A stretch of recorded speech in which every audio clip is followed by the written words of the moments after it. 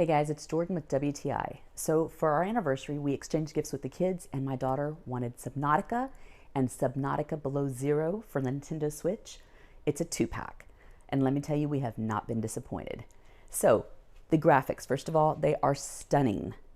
So much vibrant color and so many things to see. The gameplay, it's smooth. There's frequent updates and easy feedback, so the game is constantly growing. And let me tell you, love the storyline. The creatures are designed well, and there's so many layers to this game. It's so cool. You really get immersed into both games. And even after you're finished, there's always more to come. You can go back, and even though the storyline doesn't change, you get to pick and choose what you do, so your options are different. This is a true sandbox game.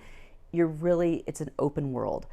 So when you're ready to get something different and new and totally immerse yourself, look at the Subnautica and Subnautica Below Zero. It's a double pack for the Nintendo Switch.